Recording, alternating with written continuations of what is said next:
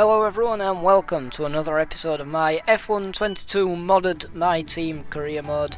Here we are for the penultimate round of this championship as we go to Singapore. And it's good news for us in terms of the regulation change. We've managed to save all of us parts, so that's going to put us in a really good position going into Season 2.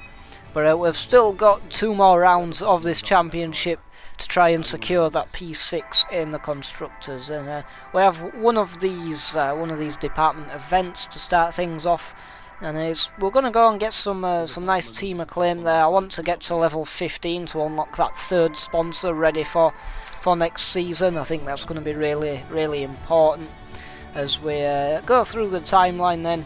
And we have another department event. This time it's not such a good one, as we have some systems crashing and we've lost some simulation data. So we can either get Sato to recover it or the aero department. But yeah, we're going to go for keep that department morale up. I think that's quite important. Although I don't think we have any upgrades pending, so we might do some before the end of the season. We'll just have to see. But yeah, in terms of upgrades and performance, we'd now drop to the bottom of the chart, so that's less than ideal, especially at Singapore, because it's a track I really struggle with as we go into qualifying. And something else I struggle with as well is wet weather, so we've got a bit of a mountain to climb in qualifying. A track that I really struggle with. I tend to struggle with kind of street circuits in general. I'm not the biggest fan of street circuits really. I much prefer the kind of more traditional race tracks. But you put a street circuit together with some rain. This is my idea of Formula 1 driving hell. So we'll see how things go. We did a couple of back-to-back qualifying laps just to build us confidence in the conditions and see what sort of lap time we can get. As it stands, Sato is a little bit quicker than us, so yeah, that just goes to show we're not really on the pace here. And yeah, we really need to at least be looking at a couple of points to try and secure that P6 in the Constructors' Championship. So we'll see what happens, but it's going to be a tough race for us here. And we might need his teammate to step things up a notch and maybe help save us. But we come across the start-finish line then, about a 1.5 second improvement, and I thought that were a pretty decent lap time. But no, we were 2 seconds off as teammate in qualifying, so that's less than ideal. And in the end, it's not even going to matter anyway, because I forgot to change my engine components from the ones I use in practice to the ones I use in qualifying, so would have been at the back of the grid anyway because of obviously the engine penalties. I don't want to risk another DNF, but with that, let's go into the Grand Prix. Against the spectacular backdrop of the Singapore skyline, Formula 1 returns once again to do battle in what tends to become something of an endurance race, with the notorious sauna-like temperatures in the cockpit making for an extremely physically challenging race. It's a 3.1 mile lap here at the Marina Bay Street Circuit, with 47% taken at full throttle. It's hot, humid and bumpy around the 13 lefts and 10 rights of mostly slow corners, but we should see speeds of up to 200 miles per hour along the Raffles Boulevard. Let's run you through the driver grid order for today's exciting race. An immense lap from Carlos Sainz yesterday puts him in pole position. And P2 goes to Daniel Ricciardo, a strong showing from the Australian. Looking at the rest of today's grid, we have Fernando Alonso, Bottas, Charles Leclerc and Vettel. Norris, they'll be starting further back after an earlier grid penalty. Perez, Hamilton and Kevin Magnussen. Joe, Ocon, Pierre Gasly, they've taken a grid penalty, and Mick Schumacher. Tsunoda, Stroll, Alex Albon and George Russell, they'll be starting further back after an earlier grid penalty. Sato, Latifi, Verstappen and Evans. It's almost time for the lights to go out, so let's head down to the track where preparations are underway. So then, in terms of strategy, we can see we actually have some rain forecast towards the end of the race. So we're going to try a bit of a big brain move here. We're going to start on the hard tyres, and we're going to see if the hard tyres go up until the rain starts. So we only have to do the one pit stop onto the intermediates. So we'll see what happens, but here we are then for the penultimate round of this Formula 1 Championship. The red lights go out and away we go for the Singapore Grand Prix. And we've actually got Verstappen joining us at the back of the grid here, and Russell, two of the kind of championship protagonists, so that could definitely spice things up a little bit in this championship. We'll see what happens as we're actually looking to overtake Russell at the start of the race here. I don't think that's going to last very long, but we go into the right-hander. We've gained 2 positions as we come down this kind of straight here, where Russell just cruises straight back past us, and even Latifi, he's going to have a go at us up the inside there. So yeah, I'm trying to not be too aggressive at the start of this race, because remember, we're playing the long game here. We're waiting for everyone to pit, see where we end up then, and once everyone's pit from their mediums onto the hards, then we start doing a rain dance basically. So most important for now is just to keep it out of trouble. Unlike Russell, who has an early pit stop here coming on to lap 2, I think he must have picked up some damage and some kind of weird bug here where Verstappen is apparently a lap down and is getting blue flagged. So I'm not sure if there was like a weird game bug there, but it was just really odd. I've never seen that before. So we skip forward onto lap 4. We're on the back of Latifi now. We've kind of got the tyres warmed up and rubbered in a little bit. We've got them switched on, and now we can start thinking about making us way through this grid. So Latifi is the first driver up. See if we can get past him as we come onto this straight. We open up the rear wing, a bit of ERS in the slipstream, side by side into the braking zone, but later on the brakes give him a bit of room on the inside, but we go around the outside, and that's his first catch of the day, and we set a purple sector 1 time there as well. As we come on to the start of lap 6 then, and we're right up his rear wing. Can't quite make the move here, but it might be a bit of a copycat move of what we did on Latifi if we can get a decent launch out of this corner. And you can see in a straight line he's pulling away from us a bit, but we use the ERS. We took into his slipstream up the inside, easy as you like. We're still side by side though as we come into the next right-hander, but we managed to hang the car around the outside. He's still got his nose in, but we're going to have the inside for the next corner. And there we go, there's Stroll. But as we come on to lap 7, we have yellow flag. It's Sergio Perez in the Red Bull. He's out of the session.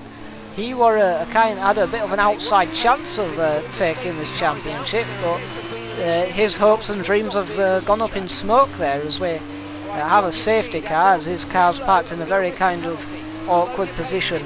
We come out in P13 then at the end of it, and yeah, everyone, or at least most drivers, still have a pit stop to make, as actually Lance Stroll kind of re-overtakes us there, gets back up ahead of us, so we're back down into P14, and he's holding us up a little bit on that apex, but we skip forward a little bit then, looking to re-overtake him as we look up the inside. Oh, he gives us a squeeze. It was a little bit of a late lunge on my side, but as I'm checking for damage, Daniel Ricciardo out of nowhere, where did he come from? He just sends it up the inside of us, and just like that, we hop over the curb there, getting a little bit flummoxed with all these cars going past and going wide at T1 as well, as we haven't quite got the hard tyres warmed up after the safety car. So we look to re-overtake Stroll, get very close to him there. We nearly went into the back of him, but we get the move done on Stroll then, so back up into P14. I don't want to battle with Ricciardo too much. I'm hoping that he can overtake Schumacher and we can kind of follow him through.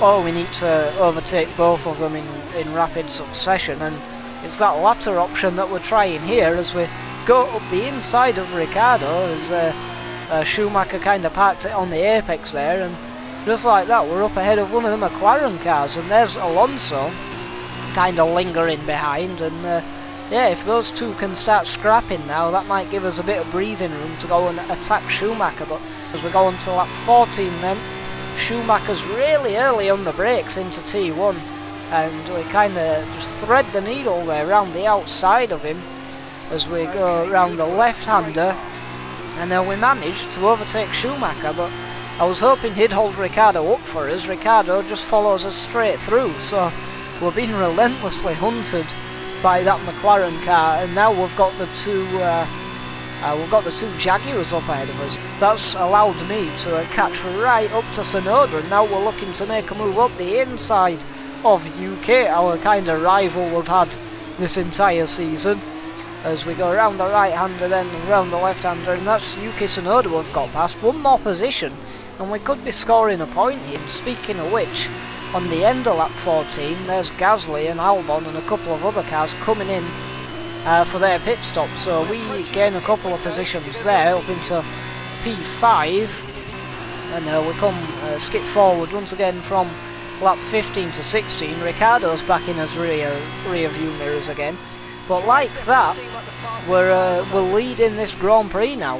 We're in P1, we're leading the Grand Prix, and we still do have a pit stop to make though, remember, but also keep in mind we had some rain forecast towards the end of this race, so now we're going to be doing his rain dance, because that's gonna force everyone to make another pit stop as well as ourselves. So if the rain starts coming now, which you can see on the screen, we have some raindrops on the screen, so that could not have come at any better time for us really, as at the very end of the lap I'm just going to come straight in for intermediates as I mess up kind of the pit entrance there. It's much later where the limiter goes on, and I didn't realise, so we lost a hell of a lot of time on the pit entry there, but Leclerc follows us in as he's going to go on the intermediates as well. So yeah, only a lap in and the rain, the conditions change so quickly at Singapore, but it's a poor pit stop for us as one of the rear tyres don't go on, and that's a bit of a catastrophe for us there. We've lost so much time, good 2.5 seconds for the pit stop itself, as well as the couple of seconds we'll have lost on that pit entry. So as we come on to lap 18 now, you can see a couple of cars have jumped us. Ricciardo and Alonso both jumped us in that kind of pit stop, but that's okay, we're still up in P4 for the time being. But I make a bit of a mistake on the exit while I'm getting used to the conditions. The rear steps out and Sainz just flies past us, so we're down another position into P5 now. But as we come on to lap 19 this is, you can see I wasn't doing too bad actually. A few laps I were actually keeping up with this kind of pack of cars ahead of us and pulling away a little bit from Magnussen, but you can see there the rear was stepping out, and as we kind of go through the race onto lap 21 you can see I've now lost time to the cars ahead, and Magnussen's caught me back up as the conditions are getting worse out here.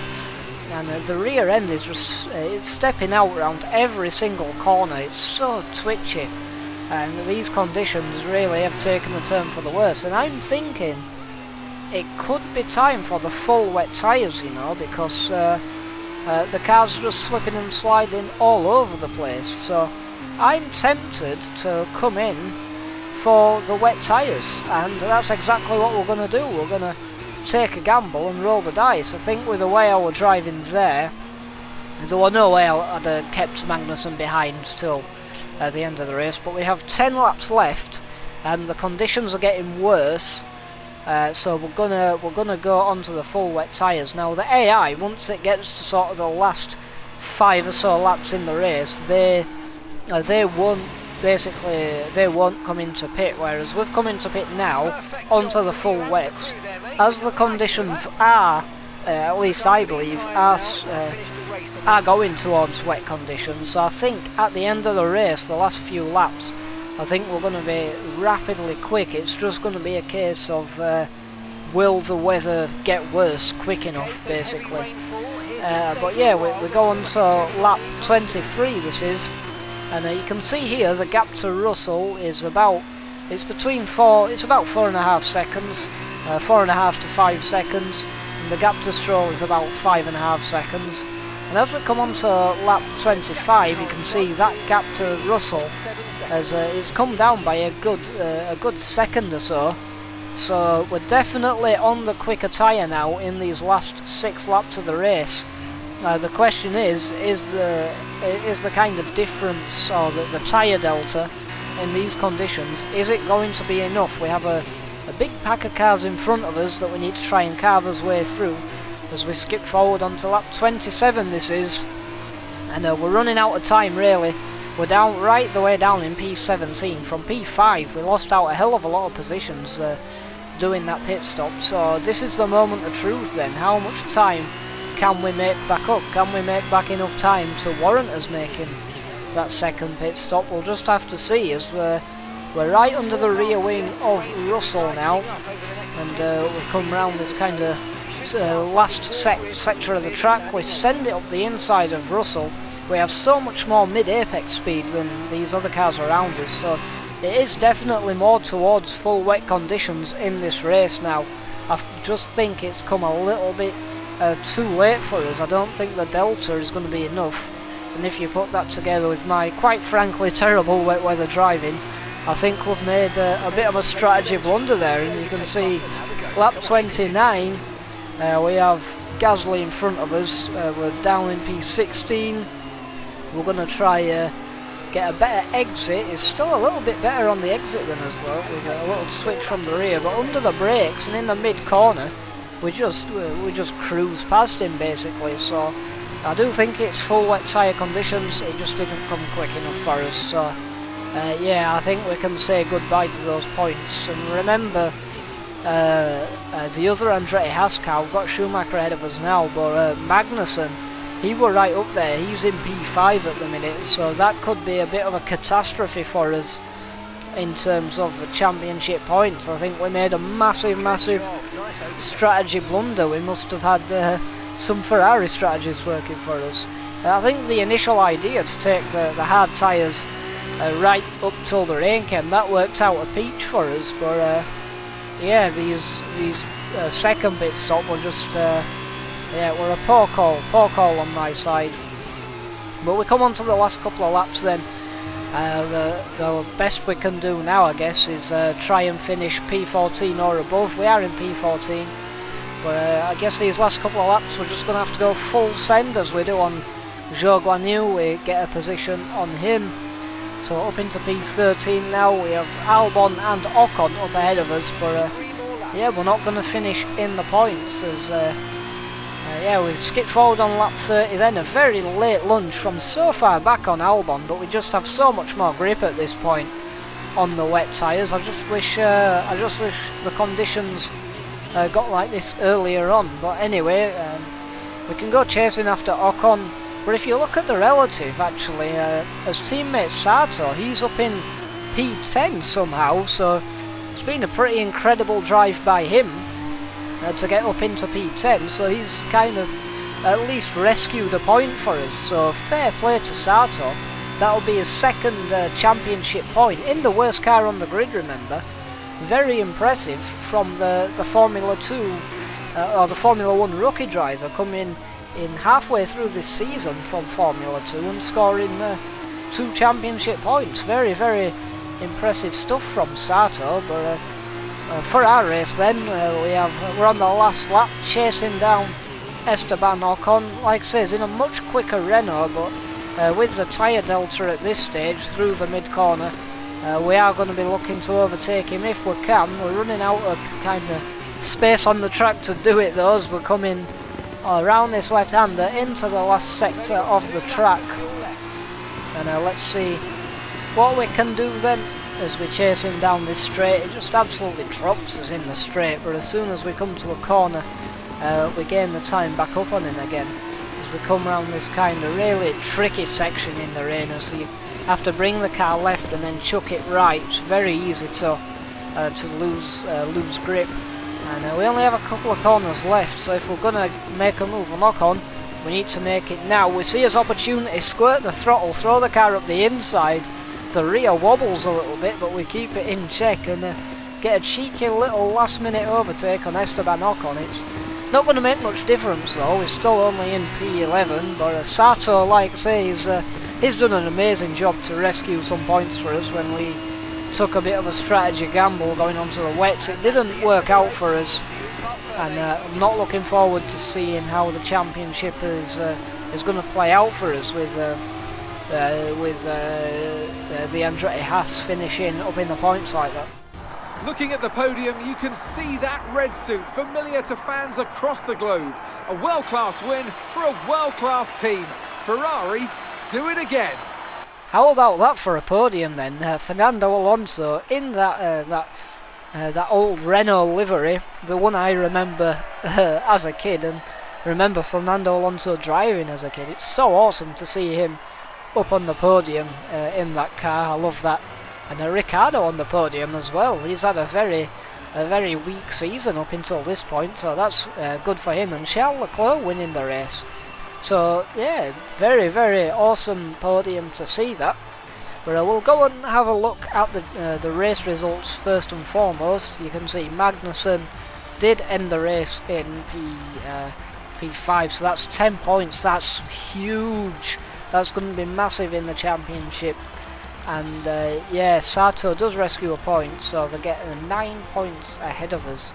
But it's a bit of a bad one for Red Bull, that kind of weird bug causing Verstappen to go a lap down. And then Perez getting a DNF, so bad news for them.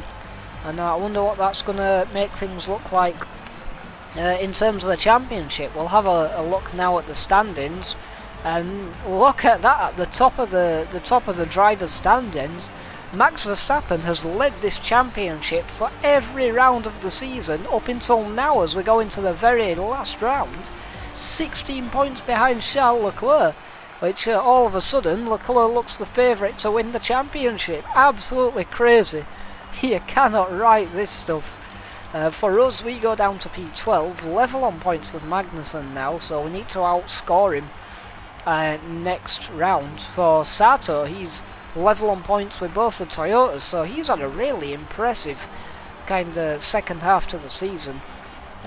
So yeah, I'm very, very impressed with Sato. But in terms of the constructors, it's bad news, as we are now 5 points behind Andretti Haas up in P6. So we're looking to secure P6 this race. We've lost it, and that's going to give us a hell of a lot of work to do in the last race as we go into Australia. We need to score at least 5 or more points, so not good for us, not good for Red Bull either. Ferrari only 16 points behind them now, so it's all to play for both the championship win, both drivers and constructors, and for our personal kind of goals. But guys, if you did enjoy the video, remember to hit like and subscribe. I'd very much appreciate that. I hope you enjoyed, thanks for watching, and I'll see you all in the next one.